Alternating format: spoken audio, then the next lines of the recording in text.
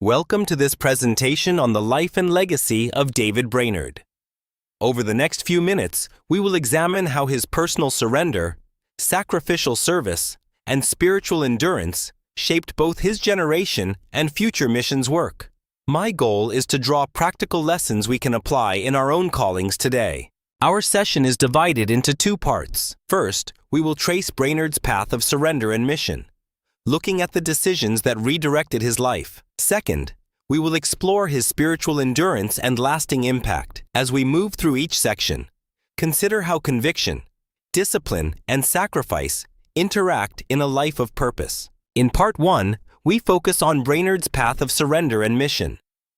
We will see how a profound inner transformation led him away from comfort and conventional success toward a demanding frontier ministry. This section highlights the formative choices that defined his character and vocational direction. Brainerd's divine calling began with a deep spiritual awakening that reoriented his ambitions toward God's kingdom. He cultivated solitary devotion through extended prayer and fasting in the wilderness. This journey culminated in total surrender, as he released personal security to become a vessel for a higher purpose. Answering this call required significant sacrifice and displacement. Brainerd abandoned promising academic prospects to serve marginalized communities. He accepted physical hardship and isolation in remote settlements and willingly relinquished personal comfort, adopting a simple lifestyle to keep his focus on spiritual objectives. Brainerd's evangelism unfolded in the wilderness, where he faced severe geographic challenges to reach distant indigenous groups. He invested in cultural engagement, learning local languages and customs to communicate effectively. Despite harsh weather and fragile health, he maintained a demanding schedule of itinerant preaching. Part 2 turns to spiritual endurance and eternal impact. Here we examine how Brainerd's inner life sustained his outer work, especially under illness and discouragement. We will also consider how his example, preserved in writing, continues to shape modern understandings of missionary spirituality and resilience. Brainerd's strength of intercession was central to his ministry.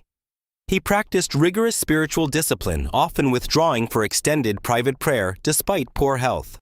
His diaries reveal a soul-winning passion that agonized for others' salvation, and his persistent petitions in harsh conditions show prayer as his primary strategy for impact. Faithfulness through suffering marked Brainerd's final years. Physically, he persevered in ministry while battling advanced tuberculosis. Emotionally, he sustained devotion amid isolation and depression.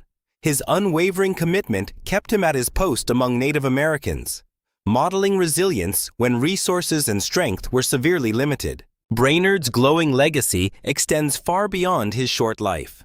His example has inspired generations of evangelical missionaries. Through Jonathan Edwards' publication of his journals, Brainerd became a classic model of devoted service. His spiritual standard of self-denial and intense prayer still informs cross-cultural ministry today. In closing, David Brainerd's story illustrates how surrendered ambition, disciplined prayer, and resilient faith can generate influence far beyond one lifetime. Thank you for your attention. I invite you to reflect on how his example might inform your own approach to calling, sacrifice, and spiritual leadership.